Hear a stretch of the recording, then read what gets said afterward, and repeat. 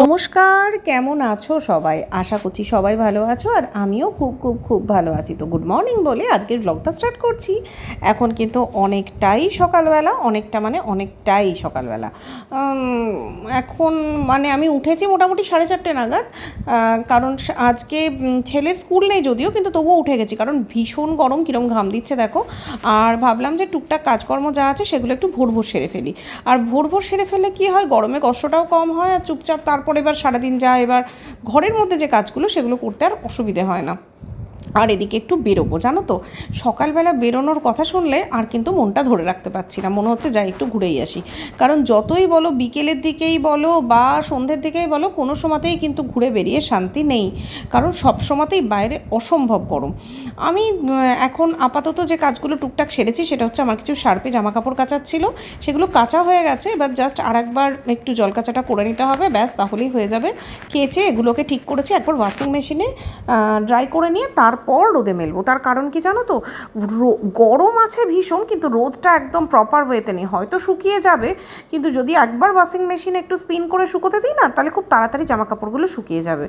তো ভাবলাম যে কেচে নিই আর বিছানাগুলো করে নিই, তারপরে একটু বেরোবো। বেরিয়ে তারপর যে টুকটাক কাজগুলো আছে সেগুলো সারবো।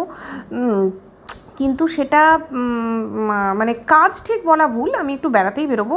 আর যেখানে যাচ্ছি সেখানে তোমাদের দাদাভাই গেলেও হতো, কিন্তু ওই যে বললাম সকালে বেরোনোর কথা শুনলেই আমি আর ছেলে আর থাকতে পারলাম না। আজকে আবার ছেলের ঘটনাচক্রে স্কুলটা ছুটি, তো ভাবলাম স্কুল যখন ছুটি তখন একটু ঘুরেই আসি। ঘুরতে আর কি লাগে বলো। তো আর এসে তো রান্নাবান্না জাস্ট করে নেবো, ফ্রেশ হয়ে স্নানটা করে ফ্রেশ হয়ে গেলেই কিন্তু শরীরটা তখন অনেক ঝরঝরে লাগে। আর তখন আর রান্নাবান্না করাই বলো বা টুকটাক যা কাজ বলো, তখন আর কিন্তু কাজ করতে কষ্ট হয় না। আর আমাদেরকে যেতে হবে একটু স্টেশনে যাব, এবং কেন যাবো সেটা পরে বলছি, এখন বলবো না।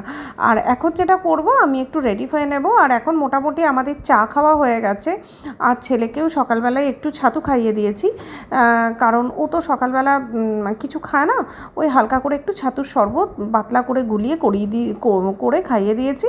আপাতত এবার আমি একটু রেডি হয়ে নেবো। আর ওদিকে ছেলে আর ছেলের বাবা কিন্তু রেডি হয়ে গেছে। আর আমি ভাবলাম ঘুম থেকে যখন উঠেই গেছি, ব্লগটা একটু স্টার্ট করি। অন্যদিন তো ব্লগটা অন্যরকম হয়, ছেলে স্কুল যায় সেই ব্লগ দিয়ে ব্লগটা স্টার্ট হয়, কিন্তু এবার আমি রেডি হয়ে বেরিয়ে পড়বো।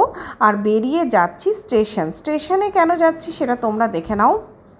এরা আমাদের খুব কাছের একজন মানুষ, কাছের মানুষ বলতে এই যে ব্লু কালারের গেঞ্জি পরে যিনি আছেন, এটা কিন্তু আমার শ্বশুরমশাই, জানো তো, আমার সব থেকে ছোট কাকা শ্বশুর এটা। তো ওই রাজীব কাকা এসেছিলো আমাদের ওই দেশের বাড়ি থেকে, রাজীব কাকা কিছু আম দিতে, আর ওই যে হাত দেখাচ্ছে যে, সে কিন্তু হিসেব মতো সেও আবার একটা শ্বশুরমশাই হয়, কিন্তু ঘটনাচক্রে ওটা আমার দাদা মানে আমি অনেক আগে থেকে ওই দাদাকে চিনি, অনেক ছোটোর থেকে আমার সঙ্গে পরিচয়। বিয়ের পর দেখলাম ঘটনাচক্র ওই দাদা আমার রিলেটিভ, মানে ওটা কিশোরদা। আর এই বাঁ দিকে ব্লু কালারের গেঞ্জি পরে যে বাচ্চা মেয়েটি আছে, এটা হচ্ছে ওই কিশোরদার মেয়ে। আর ওটাও আবার আমার একটা কাকা শ্বশুর, মানে এখানে সবাই কিন্তু শ্বশুর, কিন্তু এরা প্রত্যেকেই আমার এত ভালো, এত ক্লোজ, চিন্তার বাইরে, এবং এদের সাথে এত ভালো সম্পর্ক। তো এই স্টেশনে দাঁড়িয়েই আমরা কিছুক্ষণ আড্ডা দিলাম, কারণ আজকে বাড়ি যাওয়ার কোনো অপশান না। আর ওই কাকা বলছে, ওই দেখো ভিডিও অন করে দিয়েছি। আর তোমাদের দাদা এ নিয়ে একটু মজা টজা করছিল। আর ওই কাকু অভ্যস্ত ভিডিও দেখে বা ভিডিও করার লোকজনের সঙ্গে থেকেই। তো এবার আমি বাড়ি চলে এসেছি, আর এই যে আমগুলো দিয়েছে, সেই আমগুলোকে আমি একটু সেপারেট করে রাখছি। আর এই আমগুলো জানো তো, এগুলোকে বলে চম্পা আম। তো এই আমটা খেতে আমার মা কিন্তু খুব ভালোবাসে। তবে হ্যাঁ, মায়ের শরীরটা তো একদম ভালো নেই, মা হয়তো খেতে পারবে না। তাও মাকে আমি ফোন করে জানিয়েছি যে মা যদি পারে তো একবার এসে যদি একটা দুটো আম খায় তাও ভালো হয়, কিন্তু মাকে তো আম দেওয়া যাবে না। একে তো মায়ের সুগার, সেটার জন্য মা তো আম খেতেই পারে না। তবে এটা মায়ের খুব ফেভারিট একটা আম। আমার বেশ মনে আছে, আমরা যখন ছোট ছিলাম, আমার মামার বাড়ির বাগান থেকে দাদু, মানে আমার মায়ের যিনি বাবা ছিলেন, সারাঙ্গা চম্পা আম পাঠাতেন। আবার এইখান থেকেও চম্পা আমই আসে। যাই হোক, বিষয়টা অনেকটাই কাকতালীয়, কিন্তু খুব মজা লাগে আমার, কারণ সেই ছোটোবেলাকার ইমেজটা আবার শ্বশুরবাড়িতে এসেও ফিরে পাই। আর আমগুলো এত সুন্দর গন্ধ যে তোমাদেরকে বলে বোঝাতে পারবো না। পুরো রান্নাঘরের শেডের তলে আমি রেখে দিয়েছিলাম যাতে একটু বেশি ভালো মতো মানে আমগুলো পেকে যায়, কারণ একটু কাঁচা কাঁচা ছিল, কিন্তু এত মিষ্টি গন্ধ জাস্ট গোটা বাড়ি মোমো করছিল। আর তো আমগুলোকে ভালো করে সাজিয়ে গুছিয়ে রেখে দিচ্ছি যাতে নষ্ট না হয়ে যায়। নষ্ট তো আমি হতেই দেবো না, কারণ আম খাওয়ার লোক ভাই আমরা সবাই, আমি, ছেলে, তোমাদের দাদাভাই প্রত্যেকেই আম খেতে ভালোবাসি। আর এই আমরা খেয়ে ফেলবো ঠিকঠাকভাবে। আর আমের সময় আম আসলে তো মন ভালো হবেই। আর আজকে যেহেতু শনিবার, হালকা ফুলকা রান্না বা নিরামিষ রান্নাটাকে আমি হালকা ফুলকায় ধরি, কারণ এটা সবসময় পেট ফ্রেন্ডলি। দেখো আজকে একটা আলু পোস্তর রেসিপি তোমাদের সাথে শেয়ার করছি খুব সহজে। দেখো আলুগুলো আমি ভালো করে কেটে একটুখানি ভাপিয়ে নিয়েছি যাতে সেদ্ধ করতে অসুবিধে না হয়। আর এখনও খাওয়া হয়নি, ওদিকে মুড়ি আর একটুখানি মুগ ডালের বড়া ভেজেছিলাম সেটা রেখে দিলাম। আর এই দেখো পোস্তটা কীভাবে রান্না করছি। আলুটাকে একটু ভাপিয়ে নিয়েছি, আর তার মধ্যে একটা মিক্সচার তৈরি করে নিয়েছিলাম পোস্ত আর কাঁচা লঙ্কা, সেটা দিয়ে দিলাম। আমি কিন্তু কোনো রকম ফোড়ন বা তেল এখনও ইউজই করিনি, এটা একদমই তেল ছাড়া আলু পোস্ত। এরপর লবণ দিলাম। এর আগেও আমি একটা তেল ছাড়া আলু পোস্ত রেসিপি শেয়ার করেছিলাম, তোমাদের অনেক ভালোবাসা পেয়েছি, তাই ভাবলাম আর একটা শেয়ার করি।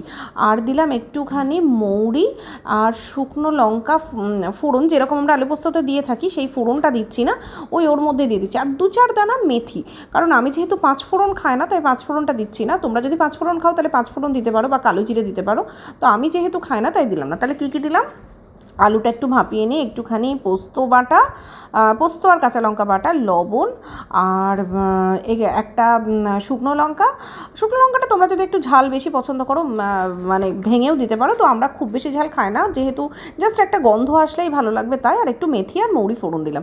এবার এটাকে ভালো করে মেখে নেব। মেখে নিয়ে এটা গ্যাসে চাপিয়ে দিলেই কিন্তু রান্না অলমোস্ট ডান। এর পেছনে এতটুকু সময় তোমাদের নষ্ট করতে হবে না। আর একটা কথা বলি, যাদের বাড়িতে মাইক্রো ওভেন আছে না, তারা এটা কিন্তু মাইক্রো ওভেনে ট্রাই করো। আমার যেহেতু মাইক্রো ওভেন নেই আমি এটা গ্যাসেই করি, কিন্তু যাদের মাইক্রো ওভেন আছে এটা যদি মাইক্রো ওভেনে করো এটা আরও সুন্দর খেতে হয়। আর তেলটা একদমই মানে মাইক্রো ওভেনে হলে খুব সুন্দর তেলটা মানে লাগেই না। আমিও যদিও এটা তেল ছাড়াই ইউজ করি, তবে যারা ডায়েট করো বা জিরো অয়েল খাবার খেতে চাও তারা কিন্তু এটা খেতেই পারো। এই দেখো রান্নাটা বসিয়ে দিলাম। এবার গ্যাসটা কিন্তু বাড়িয়ে দিলাম প্রথমে, কারণ লবণ যেহেতু দেওয়া আছে জল কাটতে পারে। আর ওই যে বললাম সকালে বেরিয়েছিলাম তাই একটু ফাঁকিবাজি রান্নাই করলাম, বুঝলে তো আজকে। এবার এটা একটু ঢাকা দিয়ে 5-10 মিনিটের জন্য ছেড়ে দেবো, তাহলেই কিন্তু এই রান্নাটা হয়ে যাবে। তো বন্ধুরা, ব্লগটা যদি কিছু ভালো লেগে থাকে প্লিজ একটা লাইক করে দিও, আর কমেন্ট সেকশনে জানিও কী ভালো লাগলো। আর অবশ্যই এই চ্যানেলটা সাবস্ক্রাইব করে কিন্তু আমার পাশে থাকতে ভুলবে না। আর এদিকে ফ্রেন্ডস আর ফ্যামিলির সাথে চ্যানেলটা অবশ্যই শেয়ার করে দিও। যারা ইউটিউব থেকে দেখবে তারা অবশ্যই সাবস্ক্রাইব করবে, আর যারা ফেসবুক দেখবে তারা কিন্তু অবশ্যই ফলো করে দেবে। এদিকে দেখো আমার কিন্তু আলু পোস্তটা অলমোস্ট ডান হয়ে গেছে। গ্যাসটা সিম করা ছিল, এবার বাড়িয়ে দিলাম, ঢাকা খুলে দিলাম। তোমরা যদি এই পরিস্থিতিতেই রাখতে চাও তাহলে তো এখানেই রান্না কমপ্লিট। আর তোমরা যদি এই পরিস্থিতিতে না রাখতে চাও, এর থেকে যদি আরেকটু ভালোভাবে খেতে চাও, তাহলে ওপর থেকে হালকা করে একটুখানি সর্ষের তেল ছড়িয়ে দেবে। আর যদি তোমরা একটু ঝোল খেতে চাও তাহলে এর মধ্যে একটু গরম জল অ্যাড করবে। এদিকে দেখো আমি হালকা করে তেল দিলাম। তবে তোমরা কিন্তু যারা ডায়েট করছো তেল ছাড়াই রান্নাটা খেতেই পারো। তাহলে আজকের মতো আসি, টাটা।